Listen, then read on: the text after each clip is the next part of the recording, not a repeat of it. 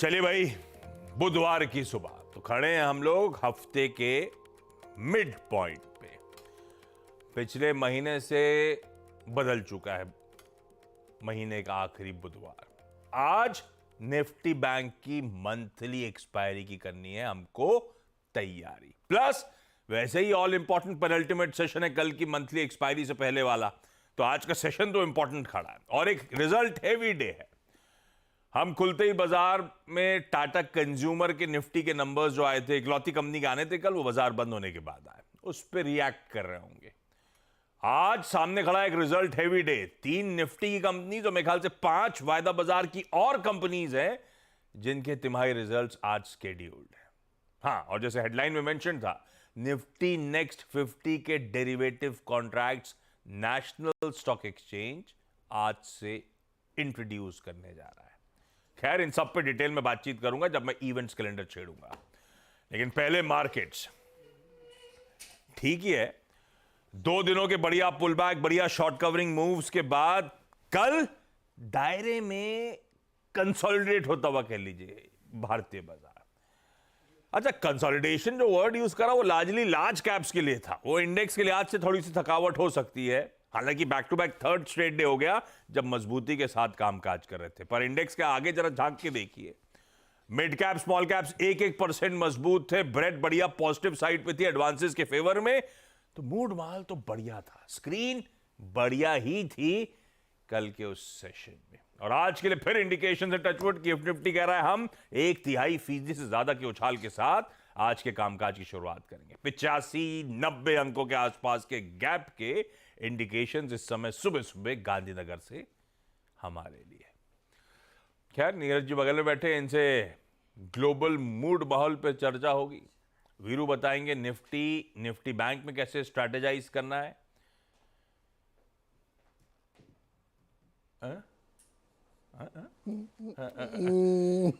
अच्छा, समझ गया ना। वीरू डेटा वीरू का करप्ट हुआ तो कहते हैं आज मैं स्टॉक्स न्यूज पे ज्यादा फोकस करूंगा। Okay, good. ओके, वीरू बताएंगे सारे इंपॉर्टेंट स्टॉक्स इन न्यूज और बढ़िया तरीके से टाटा कंज्यूमर के रिजल्ट्स करेंगे डीकोड आपके लिए। वैसे क्या ये है अपन को करना है क्या? हम तो रेडी है, हमारे पास तो 40 स्टॉक रोज के रेडी रहते हैं अपना तो टेंशन नहीं है। चलिए लेकिन पहले अब जरा ग्लोबल मूड दिखाता हूं। ये आपने गिफ्ट निफ्टी देख लिया, 80-90 पॉइंट के उछाल के साथ खुलने के इंडिकेशन दे रहा है। आपके बगल में खड़ा एशिया, जो एशियाई बाजार इस समय सुबह सुबह कामकाज कर रहे हैं, बढ़िया ही कर रहे हैं। ये चाइना को छोड़ देने का, बाकी देखिए Asia x of China, Asia बहुत बढ़िया मजबूती में। हम तो उस लिहाज से थोड़े से ठंडे ही नजर आ रहे हैं इस समय सुबह सुबह। हालांकि यूएस से हैंडओवर बढ़िया आया। यूएस में क्या था, परसों के दिन मिला जुला रुझान था ना, उसके नहीं, परसों के दिन भी तेजी थी, कल भी बढ़िया तेजी बनी उसके ऊपर। 2/3 से 1.5% का उछाल तीनों बेंचमार्क्स आपकी स्क्रीन में। और अच्छी बात, इंट्राडे पे पूरी स्क्रीन पे तेजी हुई कल। वो डाउ जोन्स देखिए, और आज सुबह के फ्यूचर्स भी अब मजबूती की तरफ बढ़ रहे हैं। नैस्डैक तो अब मेरे ख्याल से 0.5% से ज्यादा मजबूती के साथ कामकाज कर रहा है। तो तब और अब की पहली प्लेट के साथ रख देता हूं आपके लिए स्क्रीन पे, उसके बाद नीरज जी के पास चलेंगे। जहां छोड़े थे कल 3:30 बजे यूएस के तीनों बेंचमार्क्स फ्यूचर्स और आज सुबह की समीकरण, ये डिफरेंशियल है जो एशिया डाइजेस्ट कर रहा है और कुछ हद तक हमारा गिफ्ट निफ्टी भी। ऐसे में चल क्या रहा है ये बैक टू बैक बढ़िया तेजी के सेशंस के पीछे यूएस में वजह क्या है और दरअसल हमारे लिए हैंडओवर है कैसा? नीरज जी, क्या रीड थ्रू है? देखिए, आज जो मार्केट में कमेंट्री आप देखेंगे यूएस की ना, वो सिर्फ आज भर के लिए है, क्योंकि जो मैं बताने वाला हूँ वो बहुत सस्टेनेबल वाला नहीं है। ओके, बदलता रहता है वो। हाँ, आज कमाई वजह कल की कल सोचेंगे। हाँ, आज की ट्रेंड कोई नहीं है। तो कल तीनों इंडाइसेस में जबरदस्त तेजी देखी गई। स्पेशल मेंशन टेस्ला का है, 11-12% आफ्टर आवर्स में स्टॉक उछल गया। सस्ती गाड़ी लाने का मन है। सस्ती गाड़ी हो सकता है इसलिए डाला हो कि हम हिंदुस्तानियों को सस्ता आदत है। पहले उधर लॉन्च करेंगे फिर इधर लाएंगे क्या? पूछते हैं सबसे, है पहले उधर लॉन्च करेंगे फिर इधर लाएंगे। लाना चाहिए इनको सस्ती गाड़ी। मुझे लगता है जैसे यहाँ पे बड़ी बड़ी गाड़ियों का टेस्ट हुआ है, सस्ती गाड़ियों का, वैसे इनको पहले यहाँ करना चाहिए था। हम इंडियंस बताते हैं दरअसल क्या पेज फंस रहे हैं, उसके बाद हाँ ग्लोबल डेब्यू करना चाहिए था उसका। तो इस रिजल्ट खराब थे, रेवेन्यू गिर के आया है। रिजल्ट खराब थे टेस्ला के, अनाउंसमेंट अच्छा है केवल इसीलिए होप announcement ट्रेड हो stock चल गया। गया। होप ट्रेड है बेसिकली, Hope मतलब trade है। ठीक है, ठीक पिछले है। महीने का कोई ट्रेंड मत मानो। हाँ। लेकिन इसके अलावा बहुत सारे और रिजल्ट आए थे, जैसे वीज़ा का बहुत अच्छा आया, जी का बहुत अच्छा आया, एसएप का अच्छा, तो इनकी वजह से मार्केट में एक बूस्टअप था, अच्छे नतीजों का असर था। और ये तो मैं खास बता रहा हूँ, वैसे तो 180 कंपनियों के रिजल्ट इस हफ्ते आने हैं, जिसमें से 20-40 रोज आ रहे हैं, तो उसका फ़ायदा हुआ मार्केट को और एक बढ़िया तेज़ी बनी। साथ में एक कंपोजिट पीएमआई नंबर आता है, वो गिर के आया है, 3 महीने के लो पर है, 50 पॉइंट समथिंग है, 50 पॉइंट कितना 9। तो अब पिछली बार आपको याद होगा पीएमआई बहुत अच्छा आया था मैन्युफैक्चरिंग का, तो एकदम मार्केट खुश भी था, दुखी भी था। इस वाले को लोग मान रहे हैं कि ये सपोर्टिव है, क्योंकि इकॉनमी थोड़ी वीक पड़ेगी तो रेट कटेंगे, से मतलब उधर फालतू से नहीं कर रहा हूँ, लेकिन वो उधर वाली थ्योरी लगाने लगते हैं लोग। लेकिन हर महीने पीएमआई बदल जाता है, इसलिए इस पर मैं कह रहा हूँ ट्रेंड मत मानिएगा। तो एक दूसरा रीज़न ये था, लेकिन बेसिक सपोर्ट मार्केट में यही था कि नंबर्स बहुत स्ट्रॉन्ग आ रहे हैं, तो कंपनीज़ के अब जैसे जितने स्टॉक, जी का स्टॉक 8% ऊपर था, ओल्ड इकॉनमी स्टॉक है। यूपीएस भी का है 2.5-3%, वो भी ऊपर था। पेप्सी का हालांकि कमज़ोर था, लेकिन उनके रीजनल नतीजे अच्छे थे, कुछ कुछ जगहों पे ख़राब थे, तो इसको आप लेके चलिए। तो यहाँ पे हुआ। दूसरी चीज़, एप्पल का रिजल्ट भी आने वाला, लेकिन उनकी चीन की बिक्री गिर गई। देखिए एक बहुत इंटरेस्टिंग डेटा आपको बताता हूँ, चीन में उनकी बिक्री 19% गिरी है, और जबकि उनका जो राइवल हुआवेई है उसकी बिक्री 70% बढ़ी है। तो कहने का मतलब ये है कि एप्पल में थोड़ी दिक्कत है, रिजल्ट देखने पड़ेंगे कैसे आते हैं, वहाँ पे क्या रहता है। और इस हफ्ते मेटा और माइक्रोसॉफ्ट के बीच रिजल्ट आने हैं। तो प्योरली आज के लिए ये कमेंट्री है, कल रिजल्ट खराब आएंगे तो कुछ और हो सकता है, इसलिए इसको आज के आज देखिए। क्रूड और गोल्ड स्टेबल है, कोई खास मूवमेंट नहीं हुआ है, थोड़े थोड़े से ऊपर नीचे रहे। तो ये था हाल, और हाल अच्छा है यूएस का। बढ़िया है, मतलब बढ़िया। एशिया बहुत अच्छा रिएक्ट कर रहा है, हम उतना नहीं कर रहे हैं। हमारा रिजल्ट अच्छा नहीं आएगा किसी के, ऐसा कोई बड़ा था नहीं, MCX टाटा तो बहुत कंज्यूमर अच्छा मिला है। जुला है, और निफ्टी का तो एक ही नतीजा था वो, और उसके रिएक्शन से तो निफ्टी पे ज़्यादा फर्क पड़ना है नहीं। मिड कैप में रिजल्ट बहुत अच्छे हैं। मिड कैप का इंडेक्स पर असर नहीं है, लेकिन थोड़ा सा ठंडा है, देखते हैं। या होता है हम आपकी कमेंट्री, आप लॉजिक सुन नहीं कह लिया। रहा, एक दिन की है तो बोले आज ज़्यादा जज्बाती नहीं होते, ये भी रीज़न हो सकता है। पर ठीक है, जो भी है, हरे निशान के साथ शुरुआत होने के इंडिकेशंस। और कल सुबह जो चर्चा हो रही थी तब मेंशन था कि 22,421 हमारे लिए एक रेजिस्टेंस है, उसके ऊपर गया टिका तो एक फ्रेश बाइंग के मौके बन सकते हैं।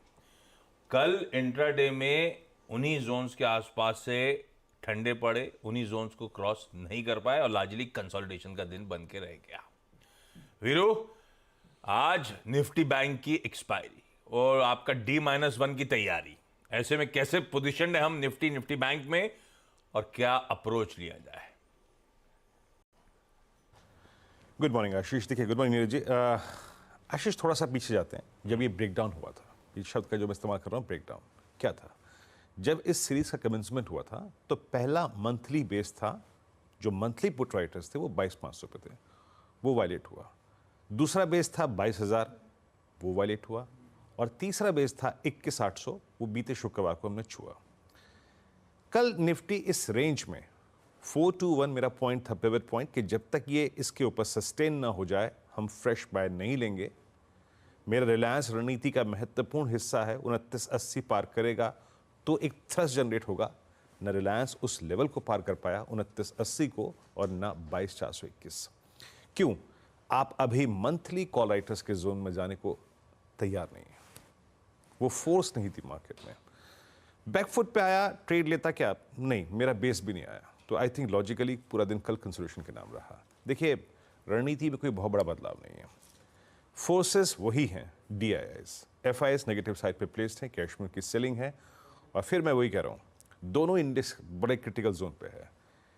निफ्टी को 421 पहले कॉल राइटर के जोन को पार करना है, और निफ्टी बैंक कल कहाँ से सिंक हुआ आशीष? क्या बात हुई थी सुबह? 48, 250 और 510 के बीच में गैप परसिस्ट करता है, उसी गैप से सिंक हो गया। HDFC बैंक वहां पे दिक्कत का सबब है। अब इस सेशन को कैसे अप्रोच करना है उस पर बातचीत करते हैं। FIs के आंकड़े आपके स्क्रीन पे आ ही गए, और आई थिंक कल उनकी तरफ से सेलिंग थी 3,044 करोड़ रुपए की, 2,919 करोड़ रुपए की DIs की बैंक थी, 309 करोड़ रुपए का FIs ने इंडेक्स बेचा। लॉन्ग शॉर्ट दोनों किए, स्टॉक फ्यूचर्स करीब 3207 करोड़ रुपए का बाय किया। मेजर शॉर्ट कवरिंग थी यहाँ पे 44,981 कॉन्ट्रैक्ट शॉर्ट कवर किए। आशीष, अभी भी हमें ऊपर जो संकेत लेने हैं वो कॉलाइटस के जोन से लेने हैं। 22,400, 22,500, 22,600 अभी भी कॉलाइटस का डोमिनेटेड जोन है। जब आप आपकी स्ट्राइक्स को देखेंगे 22,400 पे और 500 पे मैक्सिमम आउटस्टैंडिंग वाई खड़ा है। 88 लाख, 93 लाख, ये दो बड़े ट्रबल करने वाले, पैदा करने वाले कॉलाइटर्स हैं। नीचे 300 पे, 200 पे पुट राइटर है। अब मैं अपने बेस को एक्सप्लेन करता हूं। देखिए, आज और कल में आपको 2 दिन वोलेटिलिटी का आई थिंक आभास भी हो जाएगा। तो बेस को समझ लीजिएगा। बेस क्या है? 22,300, 22,342, 309 ये मेरा बेस 1 है, जो कि मैं अपने पुट राइटर के कन्विक्शन जोन से आइडेंटिफाई कर रहा हूं। 266 के आसपास आपका 10-20 डे में आता है और 210 और 181 के आसपास आपका 50 डे एक्सपोनेंशियल मूविंग एवरेज और दूसरा पुट राइटर आ रहा है। बतौर डे ट्रेडर मेरे को पहले डिप को बाय करना चाहिए।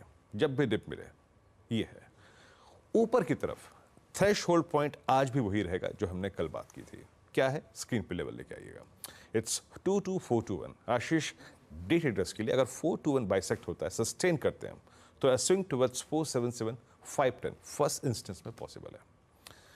510 अगर टिक गया, याद रखिएगा मैं क्या कह रहा हूं, जब पहला ब्रेकडाउन हुआ था मंथली बेस का, 510 टिक गया तो ए short covering swing can generate a thrust toward 566 616। But वो लेग ट्रेड का जो है वो खुलेगा तब जब आप 510 के ऊपर सस्टेन कर देंगे, और 510 का लेग खुलेगा तब जब आप 421 के ऊपर सस्टेन कर देंगे। और अगर आप 421 के ऊपर सस्टेन नहीं कर रहे हैं तो ये लाजमी है कि आप रिट्रेस होंगे और बेस 1 को रिविजिट करेंगे।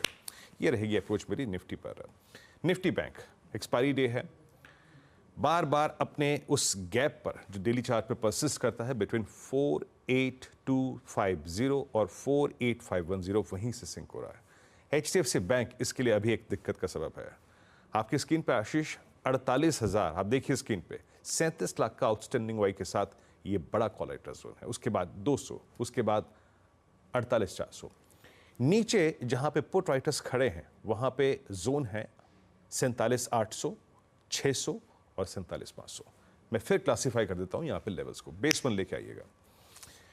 बेस 1 ही ट्रेड अच्छा देगा, और बेस 1 को स्पॉन्सर कर रहे हैं आज एक तो 47,500 का पुट राइटर प्लस 810 690 पे आपका 10-20 डे एक्सपोनेंशियल मूविंग परसिस्ट करता है। उस डिप को बाय कीजिएगा। जो ट्रेड यहां पे लें उसको हमें पहली फुर्सत में याद रखिएगा, चाहे वो कल के ट्रेड हो चाहे वो आज के ट्रेड हो।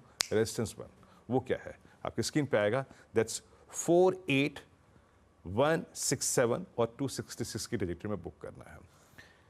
नए स्विंग के लिए फॉर ए स्विंग टुवर्ड्स 514, 642 और 751 आशीष, आपको 266 के ऊपर कम से कम एक सेशन स्पेंड करना पड़ेगा। आपको अपनी मौजूदगी, अपनी प्रेजेंस फील करानी पड़ेगी उस गैप जोन में, तब जाके 514, 642 और 751 का क्लस्टर खुलेगा। आशीष, निफ्टी बैंक का आज वेडनेसडे का हमारा अप्रोच, लेवल्स आपकी स्क्रीन पर है, पर आप ध्यान दीजिए अपने कीबोर्ड में C और B के बीच में, C और B के बीच में V। हाँ, कल हाईलाइट था V, विक्स। विक्स कौन? जुकाम वाला? हाँ नहीं, जुकाम वाला, यहां पे भी जुकाम जैसे ही फील आ रहा है। इंडिया विक्स जो है कल 20% गिरा, 10.2 पे खड़ा है। कई सालों में इस तरह की गिरावट नहीं है, और ये जो लेवल्स हैं 5 महीने के लोस पे जाके एक झटके में कल 20% का दबाव। विक्स क्या होता है? मार्केट क्या एक्सपेक्ट कर रहा है वॉलेटिलिटी के फ्रंट पे नियर टर्म में। अपन लोग कहते हैं डर का इंडेक्स, कितनी वॉलेटिलिटी रहेगी। कोलैप्स होना मतलब डर नहीं लग रहा बाजार को, यही मतलब हुआ ना। अगर डर का इंडेक्स से कोलैप्स हो रहा है तो डर नहीं लग रहा बाजार को। पर नॉर्मली ये बात सच है, लेकिन कल का गिरना थोड़ा सा सबको कंफ्यूज कर रहा है। अब ये भी हो सकता है कि कुछ इंपॉर्टेंट रेजिस्टेंस जोन्स के पास इस तरह से वोलेटिलिटी का कोलैप्स हो जाना भाई, क्या कुछ प्रॉफिट बुकिंग के लिए ट्रेडर्स गियर अप कर रहे हैं, क्या कंसर्न है? कुछ तो गड़बड़ है दया, है ना वीरू? विक्स का इस तरह से गिर जाना। देखिए आशीष, मैं आपको बताऊं, हिस्टोरिकली जब आप जनरल इलेक्शंस के पास जाते हैं, विक्स अमूमन हिस्टोरिकली अगर आप देखें इस वक्त तक 18, 19, 20 की ट्रैजेक्टरी में होता था। जो कोलैप्स होते थे वो काउंटिंग डे के कोलैप्स होते थे, यहां तो काउंटिंग बहुत दूर है। लेकिन कोलैप्स कहां से होता था? नहीं नहीं आशीष, कोलैप्स कहां से होता था? 36, 40, 38, 35 की ट्रैजेक्टरी से कोलैप्स होता था। क्या हुआ है, इलेक्शन से पहले आपको थोड़ा सा एक पॉलिटिकल सेंस मिल गया, मतलब मैंडेट टाइप का दिमाग में कि हाँ ये होने वाला है। एक तो वो चीज़, तो बहुत कुछ प्राइस पे बिल्डअप नहीं हो रहा है। मतलब मैं कोई बहुत आउट ऑफ मनी कॉल में फोकस नहीं कर रहा हूँ। इसका सिंपल मीन ये होता है कि प्राइसेस ऑप्शंस के तीव्र नहीं है, वो नॉर्मल है, सेटल डाउन है। और एक और चीज, मतलब कि अपन इस बार नतीजों में या पोलिंग डे पे बहुत ज्यादा वॉलेटिलिटी एक्सपेक्ट नहीं कर रहे, दूर के बेट्स ले नहीं रहा बाजार, ये कह रहे हो आप? और एक और चीज, हाँ, और चीज, एक इजराइल का रिटेलिएशन हो ही गया, तो बहुत सारा फियर जो था ना वो सिस्टम से ऑलरेडी आउट है। आप ये समझिए, आप सबसे वर्स्ट केस में क्या सोच के चल रहे थे? इजराइल रिटेलिएट करेगा, क्रूड चले जाएगा 9500, वो भी आप ऑलरेडी देख चुके हैं। इसीलिए ये लीजिए। विक्स का सिंपल मीनिंग होता है ऑप्शंस के प्राइस का तीव्र होना, वो नहीं हो रहा है अब। ना बिल्कुल, ट्रेडर्स की एक्सपेक्टेशन ऑप्शन के प्राइसेस ये आप लोग जितनी टेक्निकल चर्चा करो, ना, मतलब मैं हिंदी तो- में बताओ, विक्स गिरा मतलब मार्केट गिरेगा, विक्स चला मतलब मार्केट चला, ऐसा होता है क्या? विक्स लगाया तो जुकाम नहीं। आपने हिंदी में तो यही पता था, ये मार्केट तो कुछ और हो गया। इतनी कठिन कठिन बातें कर रहे ये हैं। आसान शब्द में बोला करो यार। हाँ, विक्स की क्या तीव्रता एक बढ़ेगी? तो विक्स को विक्स क्यों कहते हैं? Volatility index. ये पकड़ लिया। Volatility index. अच्छा चलिए, अब फटाफट आगे बढ़ा जाए। हाँ कुछ कह रहे हो, सॉरी सॉरी सॉरी। हाँ, सिंपल मीनिंग है ऑप्शंस के प्रीमियम बढ़े नहीं है, नॉर्मल है, अपने जो नॉर्मल प्राइस है उस पर रोटेट कर रहा है, कोई रिस्क प्रीमियम देने को तैयार नहीं है। सिंपल मीनिंग फिक्स का। तो मतलब इस बार बाजार बहुत ज्यादा, रिस्क नहीं है तो इश्क कैसे होगा फिर? पर ये जो बैचलर्स हैं यही कह सकते हैं ऐसा। बाजार बटा हुआ है भाई इस मामले में। तो अच्छा क्विकली आज के भाई स्टॉक्स न्यूज, ये सब चर्चा आगे भी करेंगे, करते रहेंगे दिन भर। टाटा कंज्यूमर प्रोडक्ट्स के रिजल्ट्स आए, निफ्टी का इकलौता नंबर बाजार बंद होने के बाद आना था, ठीक है, मतलब थोड़ा सा डिसअपॉइंटमेंट आया होगा आय के फ्रंट पे कि आय 9% ही उछली, पर ऑपरेशनली देखो बढ़िया है यार। EBITDA 22% का jump, margin 180 basis points improve होके 16.1% पे। ये जो हेडलाइन में भी लिख दिया मुनाफा सब कुछ ठीक है, तो मुनाफा क्यों गिर गया यार? और अभी भी स्क्रीन पर दिख रहा है, उसके पीछे सिंपली एक्सेप्शनल्स हैं 216 करोड़ रुपए के। अपन उसको जब एक्सेप्शनल है रिपीट नहीं होगा तो उसे एडजस्ट करो। तो नेट प्रॉफिट बिफोर एक्सेप्शनल्स 46% का जंप है 427 करोड़ रुपए पे, पर रिपोर्टेड प्रॉफिट 27% गिर गया इन एक्सेप्शनल्स के चलते। तो ये कहानी। हाँ थोड़ा सा फ्रंट टॉप लाइन पर डिसअपॉइंटमेंट, बाकी ऑपरेशनली बढ़िया। ये हो गया पहला नंबर। अच्छा कोई नंबर मिस हो जाए तो आप बताना। टाटा एलेक्सी दूसरा। बहुत ये कंपनी ग्रोथ प्रीमियम कमांड करती थी। किस बात का? क्योंकि सबसे अच्छी सीक्वेंशियल ग्रोथ, वो ग्रोथ नदार। ये स्टॉक दिखेगा अभी आपको, जाइए जरा 3 महीने का चार्ट रखिएगा स्क्रीन पे, लपक ठंडा पड़ रहा है। नतीजे देखिए, कांस्टेंट करेंसी में आय 0.6% गिरी, इबिट 4.5% गिरा, ये सब क्यू ऑन क्यू है। मार्जिन 100 बेसिस पॉइंट्स गिरे और मुनाफे में 4.5% का दबाव। पर ये कितना भाव में ऑलरेडी है, देखिए स्टॉक का हाल। तो देखो वो अलग बात, नंबर्स कमजोर। नेल्को, NELCO, वो टाटा ग्रुप वाली, कमजोर नतीजे।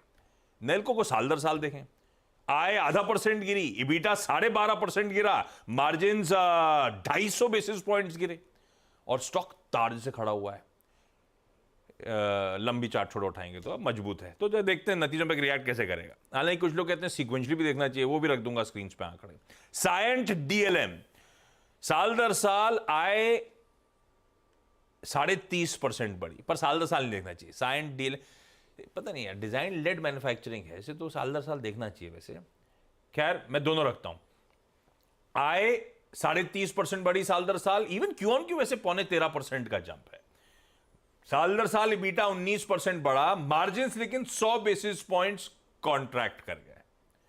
तो बाकी सब ठीक है, ऑपरेशनली थोड़ी सी दिक्कत वाला क्वार्टर। और साइंट के नाम से क्यू ऑन क्यू नहीं, ये डिजाइन लेड मैन्युफैक्चरिंग कंपनी, मुझे लगता है साल दर साल कंपेयर करना चाहिए, क्योंकि जिन क्लाइंट्स को केटर करते हैं वो सीजनैलिटी उनके साथ होती है।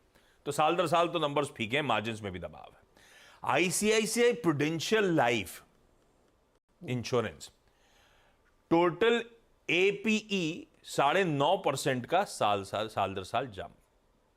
वैल्यू ऑफ न्यू बिजनेस 26.5% गिरा। Value of new business margin, एक तो धंधा गिर गया नया और उसके मार्जिन 32 से गिर के 21.5, मतलब हो गए 1050 बेसिस पॉइंट्स का कॉन्ट्रैक्शन और मुनाफा 26% गिरा। नंबर्स कमजोर दिख रहे हैं, नंबर्स गजब के दिख रहे हैं 361 वैम के, जिसकी कल सुबह आप चर्चा कर रहे थे। भाई साहब साल दर साल आय 62% और क्यू ऑन क्यू 34% बढ़ी। क्या बात है। मुनाफा साल दर साल 55% और क्यू ऑन क्यू 24% बढ़ा। पर स्टॉक भी चला हुआ है, ये हमेशा ध्यान रखना है, लेकिन नतीजे बाकी अच्छे हैं। आईआईएफएल फाइनेंस ये कह रहे हैं भाई वो जो आरबीआई का स्पेशल ऑडिट होना था कल से शुरू हो चुका है, हम कोऑपरेट कर रहे हैं। आपको याद होगा वो न्यू गोल्ड लोन्स के डिसबर्समेंट रिलेटेड सवाल उठाए गए थे, रोक दिया गया था वो डिसबर्समेंट और उसके बाद स्पेशल ऑडिट था। इसका शुरू हो गया तो मेरे ख्याल से जेम फाइनेंशियल का भी अपडेट आना चाहिए साथ, जेम का उनका भी स्पेशल ऑडिट की तैयारी हो रही थी। पूर्वांकरा वो रियल एस्टेट कंपनी कह रही है मुंबई का एक चकाचक इलाका है पाली हिल, खुद महंगा इलाका है। हाँ तो ऐसा लग रहा है। वो कह रहे हैं हम रीडेवलपमेंट प्रोजेक्ट के लिए प्रिफर्ड डेवलपर हैं। वो प्लॉट में कितना 2,15,000 square feet available for sale है, उससे कितना कमाएंगे 2,000 करोड़ रुपए रेवेन्यू आएंगे। अब कमाएंगे मतलब वो तो नेट वाली बात हो गई। ये गोकुलदास एक्सपोर्ट्स ने अपना क्यूआईपी क्लोजर कर दिया है। 775 रुपए क्यूआईपी का इश्यू प्राइस तय, मौजूदा भाव से 31 रुपए नीचे। 2 बोर्ड मीट्स आने वाली हैं। क्राफ्ट्समैन ऑटोमेशन की 27 अप्रैल, 27 मतलब आज 24 हो गया, मेरे ख्याल से फ्राइडे को हो गया 27 नहीं 27 सैटरडे हो गया। सैटरडे को बोर्ड मीट है भाई। क्राफ्टमैन की फंड रेजिंग है इक्विटी इशुएंस के जरिए। एमी ऑर्गेनिक्स की 26 यानी कि इस केस में फ्राइडे हो गया, बोर्ड मीट है। फंड रेजिंग पर प्रेफरेंशियल इश्यू करेंगे, ये भी इक्विटी फंड रेज करेंगे, इसलिए दोनों इंपॉर्टेंट। अच्छा एक मिनट, ब्रेक का टाइम हो गया लेकिन कुछ इंपॉर्टेंट है। कल बाजार खुलने से पहले लार्ज ट्रेड्स हो गए थे ब्लॉक विंडो पे, वो बैंक ऑफ बड़ौदा और बंधन में वो अपडेट आ गया है। यूरेका फंड है उसने माल छोड़ा था और सोसाइटी जनरल ने वो सारा माल खरीदा। वैसे ये दोनों के बीच में ट्रेड बहुत सारे स्टॉक्स में हुआ है, पर वो विंडो में हुआ है इसीलिए इसको चर्चा कर लेता हूं। सोसाइटी जनरल ने 3 crore 26 lakh shares bank of Baroda के खरीदे, यानी कि यूरेका ने बेचे थे, और बंधन बैंक में सोसाइटी जनरल ने 1 करोड़ 21 लाख शेयर्स खरीदे। ये वो दोनों लार्ज ट्रेड्स का अपडेट है। चलिए मैं ब्रेक ले लेता हूं, ब्रेक के उस पार लौटूंगा तो आज का इवेंट्स कैलेंडर और कमोडिटी स्ट्रैटेजी।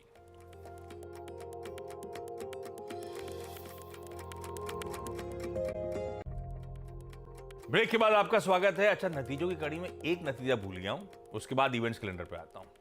बहुत रात में आया था एमसीएक्स, हाँ लगभग 10-11 बजे के आसपास। तब तक मैंने वाइंड डाउन कर दिया था तो मेरे पास अपडेट में सुबह लिखा नहीं था, लेकिन याद था मुझे। एमसीएक्स नतीजे अच्छे हैं भाई, हमें क्यू ऑन क्यू देखना चाहिए। इबीटा लॉस था 20 करोड़ का, इबीटा प्रॉफिट है 102 करोड़ रुपए का, 56% के मार्जिन हैं और घाटे से मुनाफे में नेट लेवल पे भी कंपनी आ गई। मैं ख्याल से 2 क्वार्टर के घाटे से उभर के आई है, ये अच्छे नतीजे हैं। खैर आज का इवेंट्स कैलेंडर अब लेकर आता हूं स्क्रीन पे। वेडनेसडे निफ्टी बैंक की मंथली एक्सपायरी, जो 3 निफ्टी के नंबर्स आने हैं, हो सकता है 2 तो बाजार बंद होने के बाद ही, मुझे लगता है 3 बाजार बंद होने के बाद आएंगे शायद। देखते हैं, एलटीआई माइंट्री का क्लैरिटी नहीं है मेरे पास। एक्सिस बैंक की प्रेस कॉन्फ्रेंस 5:15 बजे है शाम को, एचयूएल की 4:15 बजे है, ये बिल्कुल बाजार बंद होते से ही आता है, और एलटीआई माइंट्री का आना लग ऐसा रहा कि शायद ये भी बाजार बंद होने के बाद आएगा। खैर नजर रखेंगे। 5 वायदा में AU small finance bank, Dalmia Bharat, Indian Hotels, OFSS यानी कि ओरेकल फाइनेंशियल्स और सिंजीन। बाकी कैश की छोड़ देता हूं, लंबी लिस्ट है। एक्सिस बैंक के रिजल्ट्स के साथ साथ जो नर्वसनेस का एक रीजन है, बोर्ड मीट में आज फंड जुटाने पर और शायद क्यूआईपी इश्यूएंस के थ्रू फंड रेजिंग की तैयारी हो रही है, वो डाइल्यूशन से थोड़ा सा मूड बिगाड़ रखा है। देखते हैं क्या अपडेट आते हैं। बाकी बोर्ड मीट छोड़ देते हैं। एनसीडी के जरिए स्पंदना और सैटर्न क्रेडिट केयर फंड उठाना चाहते हैं। जेएनके इंडिया जो कल आईपीओ खुला था, आज उसका डे 2 होगा। आज शायद वोडाफोन आइडिया वालों जिन्होंने एफपीओ में सब्सक्राइब करा था, आपके अकाउंट में शेयर आए, क्योंकि कल वो शेयर ट्रेड होने उतरने हैं। कैलकुलेशन ही कहता है थर्सडे तो शायद आज टटोलते रहिए। वैसे सब रिटेल को आने चाहिए, एक आधी बदकिस्मत होगा जो 1.01 में कहीं ऐसा 0 में फंस जाए, पर वो उतना मुझे लगता है प्रोराटा में एडजस्ट कर देंगे। खैर निफ्टी नेक्स्ट 50, एनएससी आज से नए डेरिवेटिव निफ्टी नेक्स्ट 50 इंट्रोड्यूस करने जा रहा है। 3 सीरियल मंथली कॉन्ट्रैक्ट्स आज इंट्रोड्यूस होंगे। ये तैयारी कर रहे हैं भाई, मुझे लगता है बीएसई से कंपीट करने की। एक ही दिन खाली था इनके पास, इसकी एक्सपायरी फ्राइडे को रख दी इन्होंने। निफ्टी नेक्स्ट 50 फ्राइडे को एक्सपायर होगा और वो अपडेट आपने हेडलाइन में भी पढ़ा होगा, 6 महीनों के लिए ट्रांजैक्शन कॉस्ट वेव ऑफ कर देंगे। खेलो इंडिया खेलो, मतलब ये वहां से वहां धंधा आपके लिए फ्राइडे भी एंगेज करने की तैयारी हो रही है। मेरा मन था आज बीएसई लाल करूं, पर बीएसई ऐसे ताड़ से खड़ा रखा है कि उसको रिस्क लेना मुश्किल था। दोनों स्टॉक रेड आप पे, दोनों क्या, ये तो है ही नहीं, बीएसई रेड आप रखेंगे इसके चलते। ऑस्ट्रेलिया का इन्फ्लेशन आंकड़ा, यूएस के durable goods order, crude oil inventories के आंकड़े आज शाम को। यूएस में फेसबुक के, बैंक ऑफ अमेरिका के, आईबीएम के और गोल्डमैन सैक्स के रिजल्ट्स आने। US secretary of state Anthony Blinken आज से चाइना दौरे पे है, आज से परसों तक। नासा आज एक स्पेसक्राफ्ट लॉन्च करने जा रहा है जो सनलाइट एज फ्यूल यूज करेगा। तो सनलाइट से प्रोपल्शन होगा तो मतलब आएगा, नीचा नहीं लानी जरूरत ही नहीं पड़ेगी, ऊपर ही चलता रहेगा मस्त। ये आज लॉन्च होगा। इलेक्शंस 2024, अरुणाचल प्रदेश की 8 पोलिंग बूथ्स की रीपोलिंग आज है। वायलेंस वगैरह इशू आए थे तो आज वो रीपोलिंग, वही डालने जाइएगा जो है। और मैं समय नहीं रहता सुबह, नहीं तो मैं चाहता था डायरेक्टर साहब, प्रोड्यूसर साहब भोपाल की इमेजेस ले आए, मौका है भोपाल को सेल करने का। पीएम मोदी आज शाम को भोपाल में रोड शो करेंगे 7 बजे। तो ये लिखने से अच्छा था अपन लेक वेक दिखा देते सुबह, तो टूरिज्म प्रमोट कर सकते थे, लेकिन अभी हो नहीं पाएगा। अच्छा, क्विकली आज का commodity strategy, Kunwar ji group के रवि देवरा साहब की तरफ से मदद है। जिंक के अप्रैल वायदा में खरीदारी 242 का स्टॉप लगाकर, कॉपर के अप्रैल वायदा में खरीदारी 833.9 के स्टॉप के साथ। छोड़े जा रहा हूं गिफ्ट निफ्टी 80 पॉइंट ऊपर खुलने की इंडिकेशन देता हुआ, ब्रेक के उस पार सीधा सौदा। नमस्कार। यार आप रोड शो क्यों नहीं